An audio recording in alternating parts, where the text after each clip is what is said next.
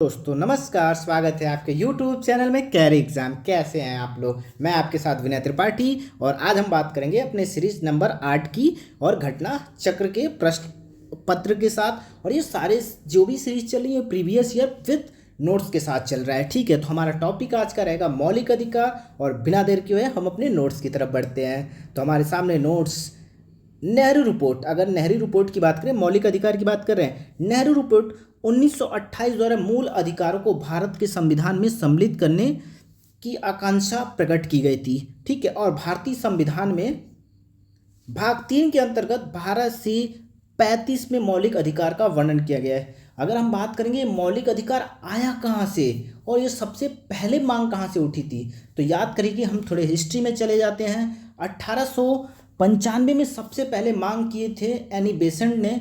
किसकी तरह? मौखिक रूप से बात किए थे 1925 में। और सबसे पहले लिखित मांग 1928 में मोतीलाल नेहरू ने किया था अंडर द नेहरू रिपोर्ट। और वहीं बात की जाए 1931 में कांग्रेस के कराची अधिवेशन में मौलिक अधिकारों की मांग सरदार वल्लभ भाई पटेल ने भी किया था। और 1945 में तेज बहादुर संप्रभु समिति ने रिपोर्ट के अनुसार फंडामेंटल राइट को क्या किया गया था, हमने उसको चॉइस में लाया गया था। जिनके लिए हम न्यायालय में जा सकते हैं वो 12 से 35 हैं, और जो नहीं जा सकते हैं वो क्या हमारा लाया गया, तो डीपीएसपी में हम न्यायालय में नहीं जा सकते। ये कल्याणकारी राष्ट्र निर्माण करने के पर्पज से आया था। अच्छा, वैसे देखा जाए इतिहास की तरफ देखा जाए तो 1215 में ब्रिटेन में मौलिक अधिकार की मांग सबसे पहले हुई। ठीक है, और इसके उस समय राजा कौन थे? किंग जॉन्ग थे, जिसे हम मैग्ना कार्टा 12 से कहते हैं। ठीक है, मैग्ना कार्टा कहते हैं। और याद रखिएगा, अगर यह मौलिक अधिकार लिया कहाँ से गया है, तो यह मौलिक अधिकार अमेरिका से लिया गया है। ठीक है, संयुक्त राज्य अमेरिका से।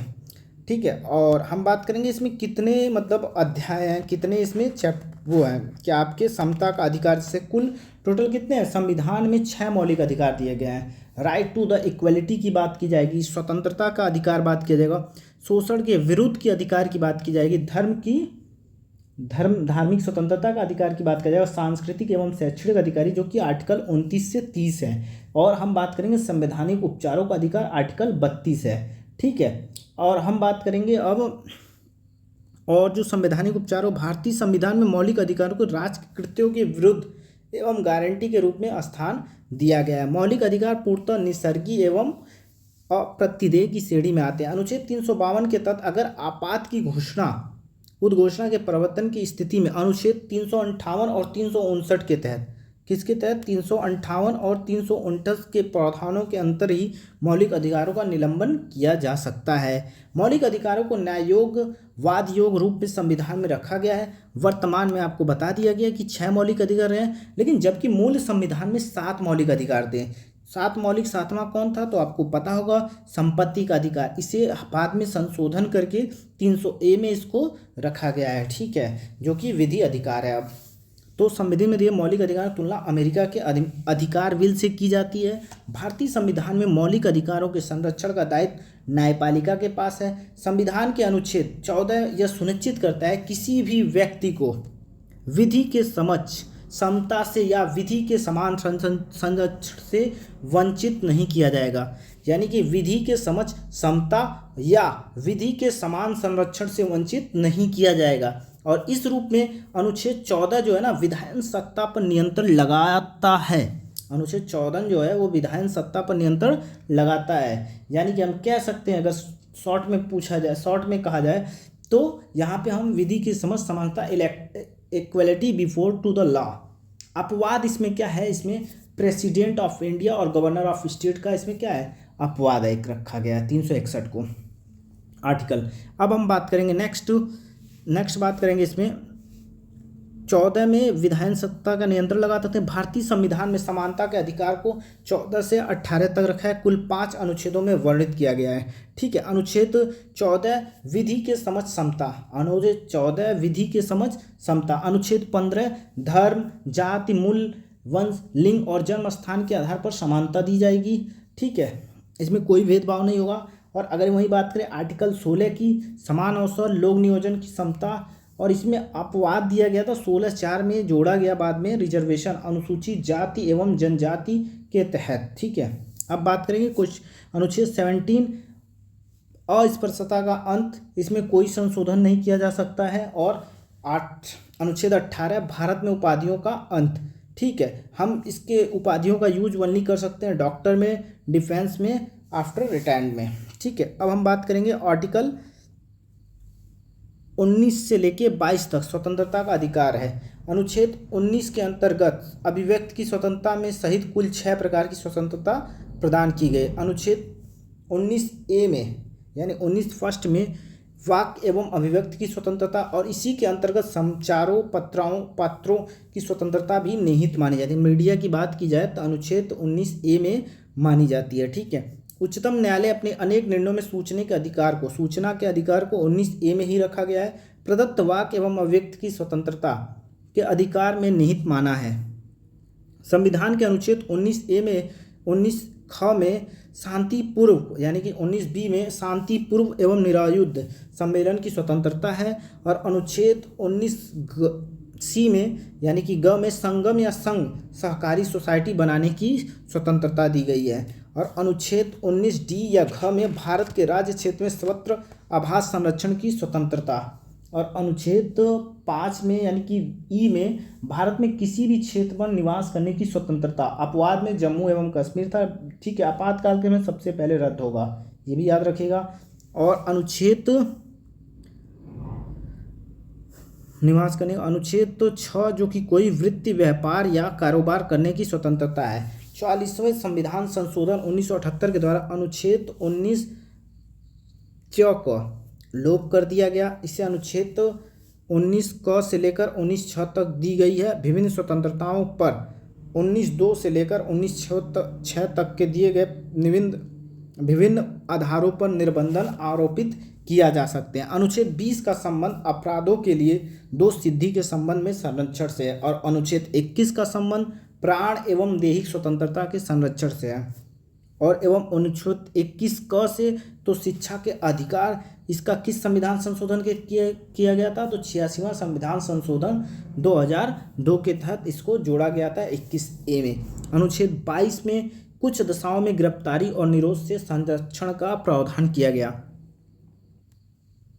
भारतीय संविधान अनुच्छेद 14 वर्ष से कम की आयु के बालकों को कारखानों मतलब जो भी इंडस्ट्री एरिया में खनन इतिहाद परिसंकटमय क्षेत्रों में नियोजन को निषेध करता है। जबकि अनुच्छेद 23 मानव के जो व्यापार मतलब देह व्यापार होता है या बाल श्रम का है उसे प्रतिषेध करता है यानी कि उसे रोकता है। भारतीय संसद द्वारा निर्मित सिविल अधिकार संरक्षण अधिनियम 1955 के अंतर्गत भारत में समाज में अस्पृश्यता का दंडनीय अपराध घोषित किया गया है। भारतीय संविधान के अनुच्छेद 21 में प्रयुक्त दैहिक स्वतंत्रता शब्दावली के संरक्षण अर्थात कहीं भी जाने का अधिकार यानी विदेश भ्रमण भी निहित है। उच्चतम न्यायालय ने जीवन साथी चुनने के अधिकार को मूल अधिकार यानी कि आप किसी के साथ जीवन साथी मतलब किसी का साथ आप जीवन साथी अगर चुनने का अधिकार किस में कहा गया है तो आर्टिकल 21 में। अगर विदेश में आप भ्रमण करने जा रहे हैं तो भी आर्टिकल 21 में ही बोला गया है। ठीक है, और इसी अनुच्छेद में 21 में निहित माना है। उच्चतम न्यायालय ने उन्नी कृष्णम बनाम आंध्र प्रदेश मामले में 1993 संविधान के अनुच्छेद 21 के कार्य क्षेत्र में विस्तार किया। शिक्षा के अधिकार को उसमें शामिल किया था। धार्मिक स्वतंत्रता अनुच्छेद 25 के अंतर्गत प्रत्येक व्यक्ति को अपने धर्म का प्रचार करने का अधिकार है जिसमें सिखों का कृपाण धारण करने के रखने का अधिकार समाहित है। भारतीय संविधान अनुच्छेद 26 के धार्मिक कार्यों में प्रबंधन की स्वतंत्रता से संबंधित है, जबकि 29 का संबंध अल्पसंख्यक वर्गों के हितों में संरक्षण और 30 का अल्पसंख्यकों के वर्गों के शिक्षा संस्थाओं की स्थापना एवं प्रशासन करने के अधिकार से संबंधित है।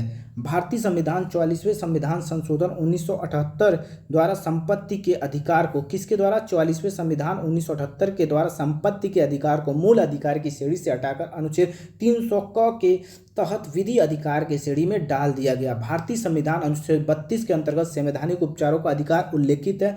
मूल अधिकारों के न्यायिक संरक्षण हेतु अनुच्छेद 32 के अंतर्गत उच्चतम न्यायालय ने अनुच्छेद 226 के तहत उच्च न्यायालयों की शक्ति प्रदान की गई यानी कि इसके तहत रिट जारी कर सकते हैं अगर आपका मौलिक अधिकार का आहन होता है मतलब उल्लंघन होता है। सर्वोच्च न्यायालय एवं उच्च न्यायालयों के मूल अधिकारों के प्रवर्तन हेतु क्रमशः अनुच्छेद 32 एवं अनुच्छेद 226 के तहत कई प्रकार के विशेष आदेश जारी करते हैं, जिन्हें प्रादेश या रीट कहते हैं। बंदी प्रचिकीकरण, इसके द्वारा न्यायालय किसी गिरफ्तार व्यक्ति को न्यायालय के सामने प्रस्तुत करने के आदेश देता है। यदि गिरफ्तारी का तरीका का कारण गैर कानूनी या असंतोषजनक है तो न्यायालय बंदी को क्या कहा, छोड़ने का आदेश दे देता है। ठीक है, इसे हम क्या कहते हैं, बंदी प्रतिचरण। अब यहीं पे हम बात करें परमादेश, तो परमादेश आपका क्या होता है, यह आदेश तब जारी किया जाता है जब न्यायालय को लगता है कि कोई भी सार्वजनिक पदाधिकारी अपने कानूनी और संवैधानिक दायित्वों का पालन नहीं कर रहा है, तो उसे उस व्यक्ति और किसी व्यक्ति का मौलिक अधिकार प्रभावित हो रहा है, तो इससे क्या किया जाएगा, तो परमादेश इस पे जारी किया जाता है। अब हम बात करेंगे प्रतिषेध। प्रतिषेध क्या होता है, तो प्रतिषेध इस रीट के तहत एससी का जो मतलब सुप्रीम कोर्ट है वो हाई कोर्ट या लोअर कोर्ट को, अधीनस्थ न्यायालय को द्वारा दिए गए किसी भी निर्णय को रद्द कर सकते हैं। ठीक है, और उस पर कार्रवाई भी की जा सकती है, मतलब उसके रीट में जो नहीं आते, जिसका कोई कानूनी हक नहीं है, क्या हम बात कर रहे थे अभी, उत क्षेत्र में अतिक्रमण करके मुकदमे सुनवाई करती है और ऊपर से अदालत, उच्च न्यायालय यानी उसे रोकने की आदेश जारी कर सकता है। अधिकार पीछा, जब न्यायालय को लगता है कोई व्यक्ति ऐसे पद पर नियुक्त हो गया है जिस पर कोई कानून हक नहीं है, तब भी न्यायालय अधिकार पीछा आदेश के उस पद को कार्य से करने से रोक देती है। उत्प्रेषण, जब कोई निचली अदालत या सरकारी अधिकारी बिना अधिकार के कोई कार्य करता है तो न्यायालय यानी कि उच्च न्यायालय उसके समक्ष विचाराधीन मामले को उससे लेकर उत्प्रेषण उसे ऊपर की अदालत या अधिकारी को स्थानांतरित कर देता है। संविधान के अनुच्छेद 352 के तहत युद्ध या बाह्य आक्रमण के कारण राष्ट्रपति का आपातकाल की उद्घोषणा किए जाने पर अनुच्छेद 358 के तहत अनुच्छेद 19 में वर्णित मूल अधिकार स्वतः ही निलंबित हो जाते हैं। किसके तहत, अनुच्छेद 358 अगर लागू होता है तो अनुच्छेद 19 में जो भी वर्ती मूल अधिकार हैं वो निलंबित हो जाते हैं। बस 20 और 21 को छोड़कर अन्य मूल अधिकारों को निलंबित करने की शक्ति राष्ट्रपति को अनुच्छेद 359 में के तहत प्राप्त है। भारतीय संविधान 44वें संविधान संशोधन के पश्चात अनुच्छेद 20 और 21 के अंतर्गत प्राप्त मूल अधिकारों को निलंबित नहीं किया जा सकता है। बच्चन सिंह बनाम पंजाब राज्य के केस में मामले में उच्चतम न्यायालय ने बहुमत के निर्णय या अविनिर्धारित किया कि मृत्यु कारित करने के लिए मृत्युदंड वैकल्पिक दंड अनुच्छेद 14, 19, 21, जिससे हम कहते हैं क्या है, अतिक्रमण नहीं कर सकते हैं। ठीक है, इसे हम ट्रायंगल भी कहते हैं। अब हम बात करेंगे अपने प्रश्न कोश की। निम्नलिखित में से कौन सा कारक किसी उदार लोकतंत्र में स्वतंत्रता की सर्वोत्तम सुरक्षा को निहित करता है? ऑप्शन ए प्रतिबद्ध न्यायपालिका, ऑप्शन बी शक्तियों का केंद्रीकरण और ऑप्शन सी निर्वाचित सरकार और ऑप्शन डी शक्तियों का पृथकीकरण। तो आपका राइट आंसर ऑप्शन डी शक्तियों का पृथकीकरण। यह आपका क्या करता है, उदार लोकतंत्र में स्वतंत्रता का सर्वोत्तम सुरक्षा में निहित करता है। एक एक्सप्लेनेशन देखते हैं। एक प्रतिबद्ध न्यायपालिका से तात्पर्य क्या है, जब न्यायपालिका सरकार सत्तारूढ़ दल की नीतियों के संदर्भ में प्रतिबद्ध हो, अतः ऐसी न्यायपालिका सरकार की नीतियों के विरुद्ध जाकर नागरिकों को, विशेषकर मत भिन्नता रखने वाले लोगों की स्वतंत्रता की सुरक्षा नहीं कर सकती है। तो उसमें शक्तियों का केंद्रीकरण लोकतांत्रिक संरचना में शीर्ष नेताओं के पास ही निर्णय क्षमता की संकेंद्रित करता है और जिससे तानाशाही जो प्रवृत्तियां को बल मिलता है और नागरिकों को स्वतंत्रता भी इसमें प्रभावित होती है। तो इसलिए ये भी ऑप्शन आपका गलत है। निर्वाचित सरकार नागरिकों की प्रतिनिधित्व होने के कारण स्वतंत्रता की संरक्षक मानी जाती है, परंतु निर्वाचित सरकार की जो स्थिति में किसी अल्पमत नागरिक की स्वतंत्रता से भिन्न प्रकार से प्रभावित हो सकती है। और शक्तियों का पृथकीकरण से तात्पर्य है कि यह तीनों अंग क्या होते हैं, अलग अलग होते हैं, विधायिका, कार्यपालिका और न्यायपालिका। ठीक है, ये आपके तीनों क्या होते हैं, अलग अलग होते हैं, जिससे जिसका जो काम है वो अपना काम एक सही ढंग से संविधान के दायरे में होकर करता है। ठीक है, और इसका दुरुपयोग होने पर इसको निरोध किया जा सकता है, मतलब रोका जा सकता है। इस प्रकार तीनों अंगों को संतुलन बनाए रखते हैं। ठीक है, अब हम बात करेंगे नेक्स्ट क्वेश्चन। निम्नलिखित में से कौन सा एक सही है? ऑप्शन ए भारतीय संविधान में मूल अधिकारों को शामिल करने के लिए नेहरू रिपोर्ट 1928 में समर्थन किया था। ऑप्शन बी भारत सरकार अधिनियम 1935 के मूल अधिकारों को प्रश्न से दिया था। अगस्त प्रस्ताव 1940 ने मूल अधिकार शामिल किए थे। और ऑप्शन डी क्रिप्स मिशन 1942 ने मूल अधिकार को आपका राइट ऑप्शन ए भारतीय संविधान में मूल अधिकारों को शामिल करने के लिए नेहरू रिपोर्ट 1928 में समर्थन मिला था और कई लोगों ने इसको समर्थन किया था आपके year wise. Question number third, निम्नलिखित में से किस व्यक्ति ने मूल अधिकारों को हमारे लोगों के लिए एक प्रतिज्ञा तथा सभ्य विश्व के साथ किया गया समझौता है? Option A Pandit Jawaharlal Nehru, option B doctor Bhimrao Ambedkar, option C doctor Rajendra Prasad, option D is the right answer doctor S Radhakrishnan ने यह बात कही थी। ठीक है, मूल अधिकारों के संविधान में सभा में हुई बहस में भाग लेते हुए डॉक्टर एस राधाकृष्णन ने कहा था कि हमारे लोगों के लिए एक प्रतिज्ञा और सभ्य विश्व के साथ किया गया एक समझौता है। मौलिक अधिकार क्या है? तो वाद योग्य है। क्या है मौलिक अधिकार? Option A is the right answer. Option question number 5, अधिकारों को मूल अधिकार कहा जाता है क्योंकि यह संविधान में उल्लिखित है। बिल्कुल सही जवाब है, यह संविधान में उल्लिखित है। यह प्रजातांत्रिक होता है, यह एक लोक कल्याणकारी होता है, यह व्यक्ति के विकास के लिए आवश्यक होता है और संसद इसके विरुद्ध कानून नहीं बना सकती है। तो आपका राइट आंसर क्या होगा इसमें? संसद इसके विरुद्ध कानून नहीं बना सकती, यानी कि फर्स्ट, फोर्थ एंड फिफ्थ। तो ये आपका राइट आंसर होगा। ठीक है, और प्रजातांत्रिक लोक कल्याणकारी होता है, ये आपका नहीं होगा। ठीक है, अब हम बात करेंगे इसके एक्सप्लेनेशन पे। स्वतंत्रता संघर्ष के दौरान स्वतंत्रता आंदोलन के नेताओं ने अधिकारों के महत्व को समझा था। स्वतंत्रता के बाद संविधान निर्माण के दौरान संविधान में अधिकारों का समावेश करने व उन्हें सुनिश्चित करने के उद्देश्य से संविधान में उन अधिकारों को सूचीबद्ध किया गया जिन्हें सुरक्षा देनी थी और उन्हें मौलिक अधिकारों की संज्ञा दी गई। यह अधिकार अत्यधिक महत्वपूर्ण है और इसीलिए इन्हें संविधान में सूचीबद्ध किया गया। व्यक्तित्व विकास के लिए इतने महत्वपूर्ण हैं कि संविधान स्वयं यह सुनिश्चित करता है कि सरकार भी उनका उल्लंघन ना कर सके। संविधान में मूल अधिकारों का उल्लेख और अधिकारों का महत्व को दर्शाता और इन अधिकारों के अभाव में व्यक्ति के व्यक्तित्व का सर्वोत्तम विकास संभव नहीं होता है। संविधान अनुच्छेद 13 के अंतर्गत यह प्रावधान है कि किसी अध्यादेश या अधिनियम द्वारा अधिकारों को छीड़ समाप्त नहीं किया जा सकता है। प्रजातांत्रिक और लोक कल्याणकारी अवधारणा शासन की प्रक्रिया से संबंध है, न कि अधिकारों से। इसलिए राइट आपका मौलिक अधिकार क्या है? तो मौलिक अधिकार कभी भी निलंबित नहीं किए जा सकते हैं, बिल्कुल गलत है। प्रधानमंत्री के निर्देशों से निलंबित होता है, बिल्कुल गलत। राष्ट्रपति की इच्छा पर निलंबित होता है, बिल्कुल गलत। आपातकालीन स्थिति में निलंबन, बिल्कुल सही। आपातकालीन आर्टिकल 352 से लेकर 360 तक होता है। ठीक है, ये आप याद रखिएगा। क्वेश्चन नंबर इसके एक्सप्लेनेशन देखते हैं और किन शर्तों में किया जाता है। तो 358 और 359 में आपात की उद्घोषणा के प्रवर्तन की स्थिति में मूल अधिकारों को निलंबन संबंधित प्रावधानों का वर्णन किया गया है। ठीक है, क्वेश्चन नंबर 7, भारत में मौलिक अधिकारों के संबंध में निम्न में से किन वक्तव्यों पर विचार कीजिए। तो यह राज्यकृत के विरोधी एक गारंटी है, यह संविधान के भाग 3 में सूचीबद्ध है, बिल्कुल सही। यह सामाजिक, आर्थिक तथा राजनीतिक न्याय सुनिश्चित है। तो आपका ए, बी, सी तीनों सही है। ठीक है, तो आपका राइट आंसर सी।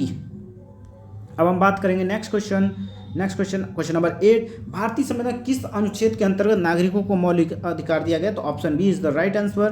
क्वेश्चन नंबर 9, भारतीय संविधान का कौन सा अनुच्छेद संवैधानिक प्रावधानों को संघीय संसद, राज्य विधान पालिकाओं द्वारा बनाए गए नियमों कानून प्राथमिकता प्रदान करती है? तो आपका राइट आंसर अनुच्छेद 13 के तहत यह हमें अधिकार दिया गया है। ठीक है, और इसके एक्सप्लेनेशन देख लेते हैं। संविधान के अनुच्छेद 13 में यह प्रावधान है कि संघ एवं राज्य कोई ऐसा कानून नहीं बनाएंगे जो भाग 3 में प्रदत्त मौलिक अधिकारों को छीनता या न्यून करता हो, मतलब जीरो करता हो।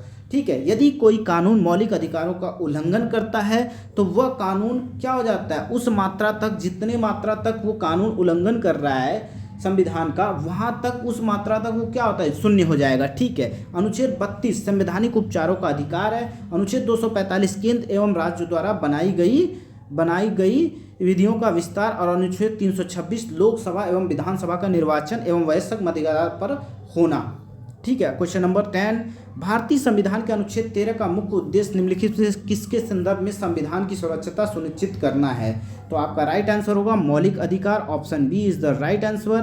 क्वेश्चन नंबर 11, भारतीय संविधान में समता का अधिकार किन 5 अनुच्छेदों में है? तो आपका होगा 14 से 18। 14 में क्या कहता है? तो 14 में समानता का अधिकार बात कर रहा है।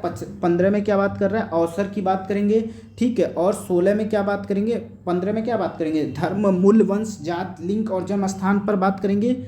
और 16 में लोक नियोजन के विषय के अवसर की समता। और 17 में अस्पृश्यता की अंत। 18 में आपके उपाधियों का अंत होता है, ठीक है, उपाधियों को समाप्त किया जाता है। और 14 में याद रखिएगा विधि के समस्त समता। अब हम बात करें नेक्स्ट क्वेश्चन नंबर 12। समानता का अधिकार तो अनुच्छेद 14 में दिया गया है, ठीक है। क्वेश्चन नंबर नेक्स्ट तो 2, 3, 4 है, ठीक है। अब हम बात करेंगे क्वेश्चन नंबर 13। भारतीय संविधान के निम्नलिखित अनुच्छेदों में से कौन विधायन सत्ता का पूर्ण नियंत्रण लगाता है? तो कौन लगाता है? तो याद रखिएगा आर्टिकल 14। 14 आपका क्या लगाता है? अनुच्छेद विधायन सत्ता पर पूर्ण नियंत्रण लगाता है, ठीक है। Question number 14। भारत में से निम्नलिखित में से भारत के संविधान का कौन सा अनुच्छेद कानून के समस्त समानता से संबंधित है? तो अनुच्छेद 14 कौन सा है? अनुच्छेद 14। Question number 15। संविधान के किस अनुच्छेद में कानून का समान संरक्षण क्या किया गया है? प्रावधानित किया गया, मतलब क्या है इसमें लागू किया गया? तो आपका question number 14 right answer C होगा आपका। Question number 16। कानून को लागू करने के मामले में कोई विधान जो किसी कार्यपालिका या कार्यपालक अथवा प्रशासनिक अधिकारी, ठीक है, विवेकाधिकार देता है, संविधान निम्नलिखित अनुच्छेद में किसका उल्लंघन है? तो अनुच्छेद 14 का उल्लंघन है, ठीक है।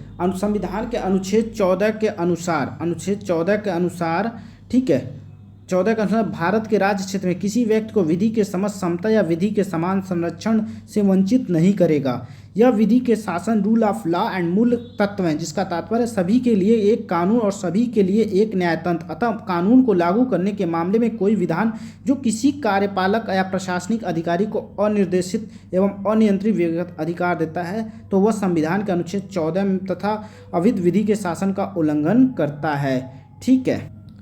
Question number 17। विधि का नियम या कानून का अधिराज का मतलब क्या है? सभी के लिए एक कानून और सभी के लिए एक न्यायतंत्र। ऑप्शन बी, सभी के लिए एक कानून और सभी के लिए एक राज, सभी के लिए एक राज, सभी के लिए एक न्यायतंत्र। ऑप्शन डी, सभी के लिए सभी कानून और सभी के लिए एक न्यायतंत्र। तो आपका right answer option A is the right answer. Question number 18 धर्म आदि के आधार पर विभेद का प्रतिषेध। भारत के संविधान का अनुच्छेद 15 का एक मूल अधिकार है, इसके अधीन वर्गीकृत किया जाता है तो समता का अधिकार, यानी कि ऑप्शन डी समता का अधिकार। और इसमें समता का अधिकार में क्या देखा जाता है? तो equality on the basis of the religion, caste, race, sex, birth place, यानी कि धर्म, जाति, मूल, वंश, लिंग एवं जन्म स्थान के आधार पर यह समानता देखा जाता है आर्टिकल 15 के तहत। अब वहीं अगर हम 16 की बात करें तो समान अवसर लोक नियोजन की समता। इसमें अपवाद क्या है? तो अनुसूचित जाति एवं अनुसूचित जनजाति के तहत रिजर्वेशन एक अपवाद है, लेकिन वैसे देखा जाए और ये भी अपवाद इस पोर्शन में दिया है जो मतलब पिछड़े वर्ग के लोग हैं जिनको ये सुविधा नहीं मिले उनके लिए, और एक मतलब जो उस स्थिति में है उसके अकॉर्डिंग सरकार उस पर नियोजन बना सकती है। तो चलिए नेक्स्ट हम देखते हैं अपना क्वेश्चन नंबर 19। मद्रास राज्य बनाम दौरैया राजन 1951 के मुकदमे में भारतीय सर्वोच्च न्यायालय परिणाम स्वरूप निम्नलिखित किस मौलिक अधिकार को संशोधित किया? तो किस मौलिक अधिकार को संशोधित किया था? तो आपका राइट आंसर होगा भेदभाव के विरुद्ध अधिकार, ठीक है। यह आपका संशोधन हुआ था 1951 में चंपकम दौरैया राजन केस में 1951 के मुकदमे में सर्वोच्च न्यायालय ने निर्णय दिया। इसके परिणाम स्वरूप क्या था? भेदभाव के विरुद्ध अधिकार अनुच्छेद 15 को संशोधित किया गया। इसमें संविधान में पहला संशोधन अधिनियम 1951 की धारा 2 द्वारा अनुच्छेद 15(4) में जोड़ा गया और इसके तहत सामाजिक एवं शैक्षणिक दृष्टि से पिछड़े वर्गों की उन्नति के लिए या अनुसूचित जातियों और अनुसूचित जनजातियों के लिए राज्य द्वारा विशेष उपबंध कर सकने हेतु प्रावधान किए गए हैं, ठीक है। अब हम बात करेंगे नेक्स्ट क्वेश्चन 20 नंबर क्वेश्चन। संविधान के किस अनुच्छेद के अंतर्गत संस्थाओं में जिसमें गैर सरकारी व गैर अनुदान प्राप्त सम्मिलित हैं अन्य पिछड़ों वर्ग अनुसूचित जाति अनुसूचित जनजाति हेतु आरक्षण सुविधा प्रदान की गई है? तो किसके तहत? तो अनुच्छेद 15(5) के तहत। किसके? अनुच्छेद 15(5) के तहत यह सुविधा दी गई है, ठीक है। अच्छा, और इसमें संविधान अनुच्छेद 15 के अंतर्गत क्या गई है? शिक्षण संस्थाओं में जिसमें से गैर सरकारी गैर अनुदान के प्राप्त सम्मिलित अन्य पिछड़े जाति अनुसूचित जनजाति हेतु आरक्षण सुविधा दी गई है। क्वेश्चन नंबर 21, संविधान के किन अनुच्छेदों के अनुसार ओबीसी अन्य पिछड़ा वर्ग का प्रावधान किया गया? तो अनुच्छेद 15(4) और 16(4) के तहत यह किया गया था। ठीक है, आपका right answer question number C is a right answer. और किसके तहत किया गया था? तो 103वें संविधान संशोधन 2019 में जोड़े गए थे अनुच्छेद खंडों में 15(6) और एवं 16(6) के माध्यम से आर्थिक रूप से जो दुर्बल वर्गों के लिए आरक्षण के प्रावधान, जो कि 8 लाख दिया गया था समथिंग, और इतने बीघा खेत रहे तो ऐसा नहीं होगा। ठीक है, अब हम बात करें नेक्स्ट क्वेश्चन, क्वेश्चन नंबर 22, भारतीय संविधान के निम्नलिखित अनुच्छेदों में से कौन सा एक लोक नियोजन के विषय में भारत के सभी नागरिकों को अवसर की समानता का प्रत्याभूत प्रदान करता है? अनुच्छेद 15, अनुच्छेद 16(1), 62, और बात करेंगे अनुच्छेद 3 और अनुच्छेद 16, 3, 4, 5। तो आपका राइट आंसर 16(1) और 16(2), यानी कि B answer is the right answer. Question number 23, भारतीय संविधान में जैसा निहित है निम्न में से कौन सा समानता मौलिक अधिकारों में सम्मिलित नहीं है? तो आपको भी राइट इसका आंसर पता है, आर्थिक नहीं सम्मिलित है और बाकी सम्मिलित है। कानून के समझ समानता, सामाजिक समानता, अवसर की समानता। अवसर की समानता आर्टिकल 16, सामाजिक समानता आपको पता ही है, और विधि के समझता आपका आर्टिकल 40। नेक्स्ट क्वेश्चन, यानी कि 15, 16, 17 था। ठीक है, क्वेश्चन नंबर 24, सामाजिक और आर्थिक एवं राजनीतिक क्षेत्रों में समान आधार निर्मित करने के उद्देश्य में राज्य असमान लोगों के लिए भिन्न व्यवहार कर सकता है। किस केस में? जो पिछड़े वर्ग के लोग होते हैं, ठीक है ना, उनके लिए। अब हम बात करेंगे इसका कारण, बोल रहे हैं समान लोगों में विधि समान होगी और समान रूप से प्रशासित की जाएगी। तो ऑप्शन ए सही है किंतु आर गलत है। ऑप्शन बी ए गलत है किंतु आर सही है। ऑप्शन सी ए और आर दोनों सही हैं किंतु ए का सही स्पष्टीकरण आर नहीं है। तो डी ए और आर दोनों सही हैं और ए का सही स्पष्टीकरण नहीं है। तो आपका राइट आंसर इसमें डी होगा। ठीक है, ए और दोनों सही हैं बट स्पष्टीकरण क्या है इसमें सही नहीं है। यानी कि इसके एक्सप्लेनेशन को देखते हैं। राज्य सामाजिक, आर्थिक और राजनीतिक क्षेत्रों में समान आधार निर्मित करने के उद्देश्य से असमान लोगों के अर्थात मतलब गरीबी, पिछड़ी, वांछित आदि के भिन्न व्यवहार कर सकता है, अर्थात उन विशेष सुविधाओं को प्रदान कर सकता है। अनुच्छेद 16(4) के तहत, अनुच्छेद 15(4) के तहत राज्य द्वारा ऐसे प्रावधान किए जाते हैं। हालांकि समान स्तर के लोगों के विधि के समान होगी, समान रूप से प्रशासित की जाएगी। अनुच्छेद 14 के तहत विधि के समझ समता की बात की गई है और इस प्रकार स्पष्ट है कि आपका दोनों का सही है बट कारण गलत है। तो आपका नेक्स्ट क्वेश्चन 25, निम्नलिखित में से किसने भारतीय न्यायालय को समान रूप के लिए समान वेतन का मौलिक अधिकार निगमन करने हेतु समझ किया है? तो आपका राइट आंसर इसमें क्या होगा? तो राइट आंसर डी, यानी कि ए बी सी को मिलाकर पढ़ना। ठीक है, आप इसे कह सकते हैं ए बी सी को मिलाकर सभी को पढ़ना। संविधान की प्रस्तावना में प्रयुक्त समाजवादी शब्द है। ए को संविधान के अनुच्छेद 14 के साथ मिलाकर पढ़ना, ए को संविधान अनुच्छेद 16 के साथ मिलाकर पढ़ना।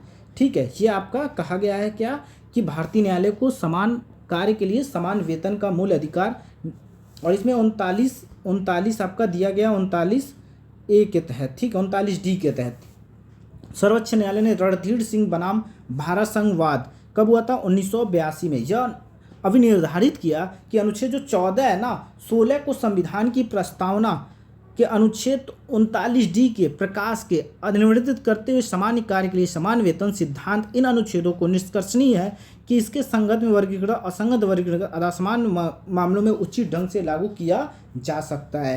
क्वेश्चन नंबर 26, भारतीय संविधान की प्रस्तावना में प्रयुक्त समाजवाद शब्द निम्नलिखित किस अनुच्छेदों के साथ मिलाकर पढ़ना है? तो आपका राइट आंसर क्या होगा? राइट आंसर 14 और 16। ठीक है, option D is the right answer. संविधान के मतलब याद रखिएगा समाजवादी किन अनुच्छेदों के साथ मिलाकर पढ़ना है? तो 14 और 16। ये बहुत इंपॉर्टेंट क्वेश्चन है और आपका आया हुआ क्वेश्चन है पीसीएस प्री में, वो भी लगातार 3 बार आए हुए हैं। ठीक है, तो क्वेश्चन नंबर 27, संविधान के किस प्रावधान द्वारा अस्पृश्यता का उन्मूलन किया गया है? तो किसके द्वारा? तो अनुच्छेद 17 के द्वारा। राइट आंसर क्या है इसका? अनुच्छेद 17। ठीक है, ये आपका क्वेश्चन नंबर 28, भारतीय संविधान का कौन सा अनुच्छेद अस्पृश्यता का उन्मूलन करता है और इसके आचरण निषेध करता है? तो आपको पता ही है अनुच्छेद 17 में यह बताया गया इसमें संशोधन नहीं किया जा सकता है। अस्पृश्यता का अंत होता है आर्टिकल 17 में। भारतीय संविधान के निम्नलिखित में से किस अनुच्छेद द्वारा अस्पृश्यता की समाप्ति? तो ये भी अनुच्छेद आपका आरओ में पेपर में आया हुआ है। क्वेश्चन नंबर 30, भारतीय संविधान के अनुच्छेद 17 का संबंध किससे है? तो आपको पता है अस्पृश्यता, छुआछूत को खत्म करना। क्वेश्चन नंबर 31, भारतीय संविधान का छुआछूत अनुमूलन का अनुच्छेद किससे है? 17 से है। यह भी आपका राइट आंसर बी है। अनुच्छेद 36, क्वेश्चन नंबर 32, अनुसूचित जाति एवं अनुसूचित जनजाति के किस अनुच्छेद अंतर्गत मौलिक सामाजिक, आर्थिक, राजनीतिक तथा सांस्कृतिक अधिकार दिया गया है? तो किसके तहत दिया गया? अनुच्छेद 17 के तहत। ठीक है, वर्णित किस में? अच्छा, मौलिक अधिकार किस भाग में वर्णित है? 3 भाग में वर्णित है, भाग 3 में है। और इसके तहत अनुच्छेद 17 के अंतर्गत में अस्पृश्यता का अंत है। ठीक है, और ये समता का अधिकार है। क्वेश्चन नंबर 33, निम्नलिखित में मूल अधिकारों के किस संवर्ग में अस्पृश्यता के रूप में किए गए विवेदन के विरुद्ध संरक्षण समाविष्ट है? तो किसके तहत है? समता का अधिकार। अच्छा, समता का अधिकार कितने होते हैं? तो मौलिक समता का अधिकार टोटल आपका क्या है? 4 होते हैं, 14 से 18 होते हैं। 14 आपका क्या होता है? तो विधि के समझ समानता। 15 आपका धर्म, जाति, मूल, वंश, लिंग, जन्म स्थान के समानता होगा। और यही बात करें आर्टिकल 16 में समान अवसर लोक नियोजन की क्षमता। और वहीं 17 की बात की जाए तो इसमें संविधान संशोधन नहीं हो सकता है। अस्पृश्यता का अंत है आर्टिकल 80 में, उपाधियों का अंत। ठीक है, और यूज किसके लिए कर सकते हैं? Doctor, degree, defence after retirement. Question number 34, Bharat में अस्पृश्यता का निवारण निम्न से किन उपायों द्वारा में बनाया जा सकता है? तो आपका राइट आंसर ए होगा, यानी कि कानून बनाकर, शिक्षा की उन्नति द्वारा, जन जागरण के द्वारा। ठीक है, ये आपका ए इज द राइट आंसर। अब हम बात करेंगे 35 क्वेश्चन। निम्नलिखित में से 2 कथन दिए गए हैं और कथन ए जो है ना वो दूसरे का कारण आर होता है। अस्पृश्यता संरचनात्मक हिंसा का सबसे खराब स्वरूप है। कारण क्या है? अस्पृश्यता के चलन का आधार धार्मिक स्वीकृति है। उपयुक्त कथनों पर विचार कीजिए तथा नीचे दिए गए कूट से सही उत्तर चयन कीजिए। तो इसका आपका राइट आंसर क्या होगा? तो राइट आंसर इसका होगा ए। ठीक है, ए और आर दोनों सत्य हैं। आर और ए की सही व्याख्या करता है। ठीक है, तो ये आपका राइट आंसर हो गया। अब हम बात करेंगे नेक्स्ट क्वेश्चन। अच्छा, हम इसके एक्सप्लेनेशन देख लेते हैं। संरचनात्मक हिंसा से तात्पर्य ऐसे सुनिश्चित तरीके से है जिनके जरिए सामाजिक ढांचा किसी समाज में व्यक्तियों को हानि पहुंचाता है और उन्हें अवसरों से वंचित करता है। संरचनात्मक हिंसा आमतौर पर जोहान काल्डुंग के अनुसार वर्णित एक शब्द है जिसे उन्होंने हिंसा, शांति एवं अनुसंधान 1969 नामक लेख में प्रस्तुत किया है। संरचनात्मक हिंसा के कुछ उदाहरण इस प्रकार हैं: प्रजातिवाद, नक्सलवाद, कामुकता, वर्गीकरण, अस्पृश्यता आदि। अस्पृश्यता जिसे आम बोलचाल में छुआछूत भी कहा जाता है। जाति व्यवस्था का एक अत्यंत घृणित पहलू है और जो धार्मिक एवं कर्मकांडी दृष्टियों से अशुद्धता एवं अशुद्धता के पैमानों पर सबसे नीची माने जाने वाली जातियों के सदस्यों के विरुद्ध अत्यंत कठोर सामाजिक दंडों का विधान करता है। और अस्पृश्यता को इसी कारण धार्मिक स्वीकृति भी प्राप्त हो जाती है। ठीक है, तो इस तरह हम कह सकते हैं ए आर दोनों सही हैं और आर जो है ना ए की सही व्याख्या करता है। तो आपका राइट आंसर क्या था? ए था। क्वेश्चन नंबर 36, भारतीय संविधान के निम्नलिखित अनुच्छेदों में से कौन भिन्न वर्ग में आता है? अनुच्छेद 14, अनुच्छेद 15, अनुच्छेद 16, अनुच्छेद 19।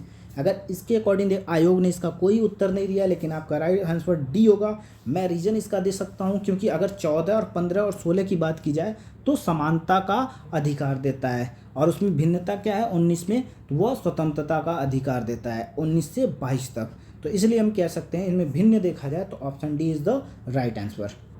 क्वेश्चन नंबर 37, भारतीय संविधान में स्वतंत्रता का अधिकार 4 अनुच्छेदों द्वारा प्रदान किया गया है। तो किसके तहत? तो अनुच्छेद 19 से लेके अनुच्छेद 22 तक। ठीक है, अनुच्छेद भारतीय संविधान भाग 3 के तहत, ठीक है, भाग 3 के तहत अनुच्छेद 19 से 22 तक स्वतंत्रता का अधिकार प्रदान किया गया है। ठीक है, और अनुच्छेद 19 में भाषण एवं अभिव्यक्ति की स्वतंत्रता समेत 6 प्रकार की स्वतंत्रता प्रदान की गई है।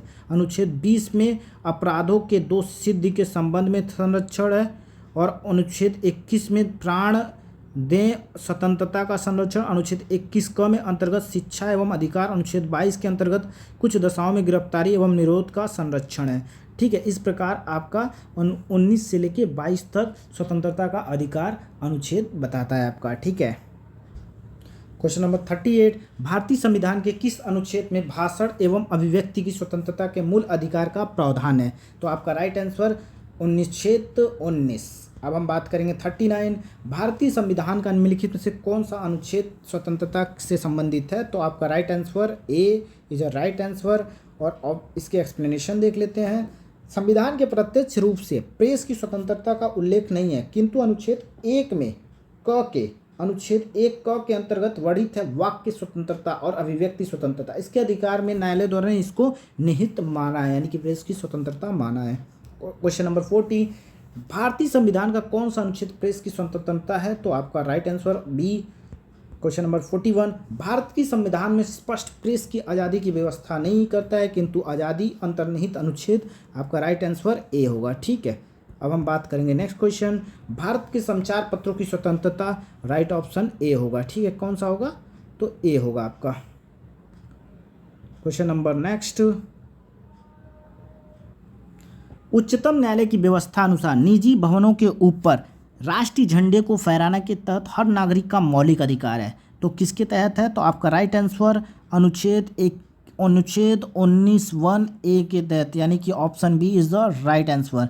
क्वेश्चन नंबर, यानी कि नवीन जिंदल बनाम भारत संघवाद, उच्चतम न्यायालय ने व्यवस्था के अनुसार निजी भवनों के ऊपर राष्ट्रीय झंडा को फहराना अभिव्यक्ति का प्रतीक है, जो संविधान के अनुच्छेद 19(1) के तहत नागरिक को मौलिक अधिकार है।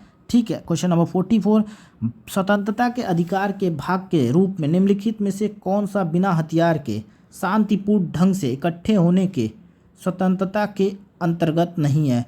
तो आपका right answer A B C D, तो इसमें से कौन से हैं? तो आपका राइट आंसर ए है, घेराव अवसर जो अपना कर्तव्य नहीं निभाते हैं, शांतिपूर्व इकट्ठा होना, ये आपका है। ठीक है, एकत्रित जनता जिनको हथियार नहीं रखना चाहिए, इस अधिकार के अभ्यास पर राज्य कानून बनाकर तर्कपूर्ण प्रतिबंध लगा सकता है। तो आपका right answer A is the right. Next question आपके स्क्रीन पर 45, निम्नलिखित में से किस आधार के कारण नागरिक की विचार अभिव्यक्ति की स्वतंत्रता पर प्रतिबंध नहीं लगाया जा सकता है? तो राइट आंसर डी, अवांछित आलोचना करने पर उस पर कोई प्रतिबंध नहीं लगा सकता है, चाहे वो सरकार की करे, चाहे आप किसी राज्य की करे। क्वेश्चन नंबर 46, भारतीय गणराज्य के संविधान का कौन सा अनुच्छेद व्यक्ति की प्राण एवं देही स्वतंत्रता का संरक्षण से संबंधित है? आपका राइट ऑप्शन 21, और इसी आर्टिकल में भी आपके 21A में दिया है शिक्षा का प्रावधान, जो कि 6 से 14 वर्षों को निःशुल्क शिक्षा देने का प्रावधान है 86वां संविधान संशोधन 2002 के तहत। क्वेश्चन नंबर 47, भारतीय संविधान के किस अनुच्छेद में विधि के सम्यक प्रक्रिया के सिद्धांत को शामिल किया गया? तो आपका होगा 21। ठीक है, विधि के द्वारा स्थापित प्रक्रिया पदावली को उसी अर्थ में प्रयुक्त किया गया जिस अर्थ में अमेरिकन संविधान सम्यक विधि प्रक्रिया शब्दावली में प्रयोग किया जाएगा। आर्टिकल याद रखिएगा 21 में विधि के द्वारा स्थापित प्रक्रिया है। 48, भारतीय संविधान का कौन सा अनुच्छेद व्यक्ति के विदेश यात्रा, ये भी आपका 21 में आएगा आंसर। क्या होगा? राइट 21। ठीक है, इसमें एक आया था मेनका गांधी बनाम संघ एयर 1978 में, सतवंत सिंह बनाम असिस्टेंट पासपोर्ट ऑफिसर नई दिल्ली A.I. और 1967 तथा मेनका गांधी बनाम भारत संघ A.I. और 1978 के मामलों में यह अभी निर्धारित किया गया कि अनुच्छेद 21 में प्रयुक्त दैहिक स्वतंत्रता शब्दावली में संरक्षण का अर्थात इच्छा अनुसार कभी भी या कहीं भी जाने का अधिकार आता है, जिसमें विदेश भ्रमण भी शामिल है।